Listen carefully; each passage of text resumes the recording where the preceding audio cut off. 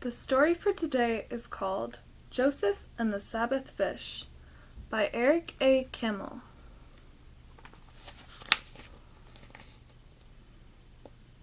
Long ago, a man named Joseph lived in the land of Israel. He made his home in Tiberias, a city on the shores of the Sea of Galilee.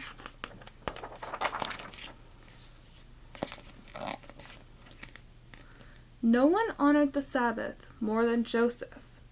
No one set a more elegant table. His challah loaves were baked with the finest flour. His goblets were filled with the rarest wine. The fish for his Sabbath meal was the sweetest that could be found. Perfumed oil pressed from the ripest olives filled his Sabbath lamps. Every Friday night, as the sun began to set, Joseph threw open the doors of his house. He invited anyone who wished to celebrate the Sabbath to come in. Travelers far from home, beggars from the alleys, young and old, rich or poor, everyone was welcome. Joseph treated them all as honored guests. Joseph's neighbor, Judah, also set a fine Sabbath table, but he did not open his house to everyone. "Why do you waste money feeding beggars?" Judah asked Joseph. "They would be satisfied with less.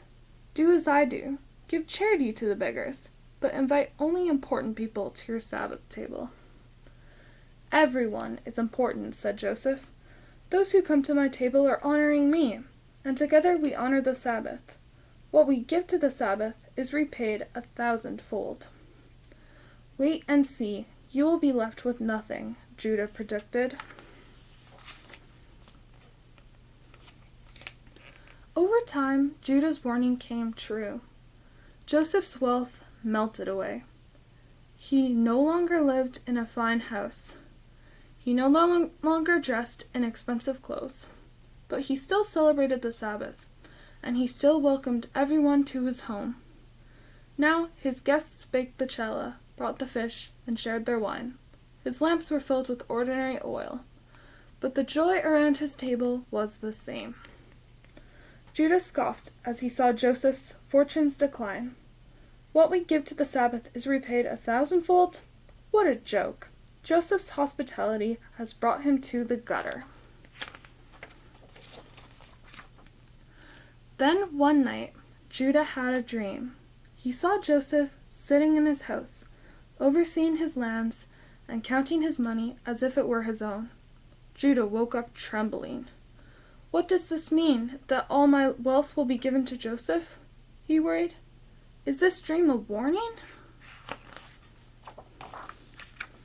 Judah became so frightened he could not sleep. He avoided Joseph, and if he saw him by chance, he ran away. His terror became so great that he sold everything he owned and purchased a ruby as big as a hazelnut. He sewed the ruby into the lining of his felt cap. Then he packed his clothes and left Tiberias.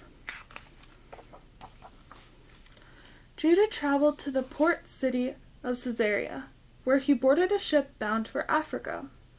"Joseph will never find me," he thought to himself. "I will be safe at last." After several days at sea, the ship sailed into a frightful storm. The sailors and passengers clung to the rigging to keep from being swept overboard. A gust of wind whipped Judah's cap from his head and tossed his life savings into the churning waves. Back in Tiberias, Joseph still celebrated the Sabbath, even though his fortunes continued to decline. He missed his friend Judah and wondered why he had left so suddenly. One day he went down to the market to shop for the Sabbath. A fisherman had just bought a huge fat fish to the dock. "Look at that one," Joseph exclaimed. "What a Sabbath meal that fish would make." "Take it," the fisherman said. "I can't do that. You have to earn a living, too," said Joseph. "Don't you remember me, Joseph?" the fisherman asked. "Last year I lost my boat in a storm. You welcomed my family to your home and shared your Sabbath meal with us. You invited us to come back every Sabbath, and you helped me find a new boat. I owe everything to you. Allow me to repay some of my debt. Please, take the fish."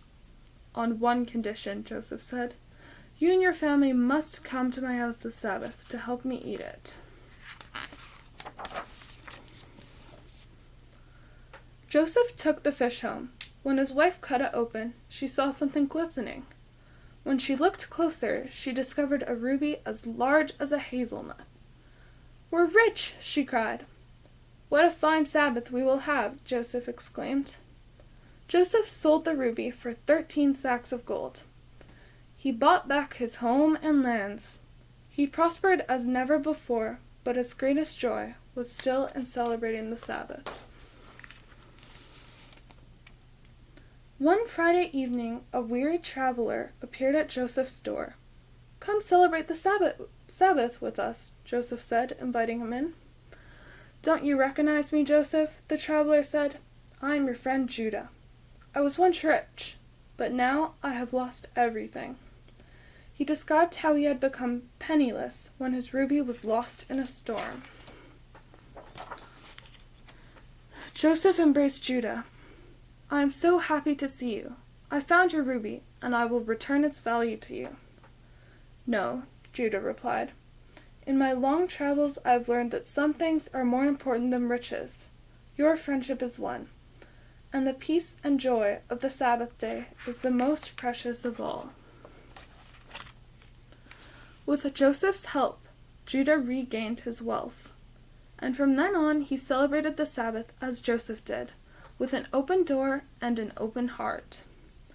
For truly it is said, "What we give to the Sabbath is repaid 1,000-fold." The end.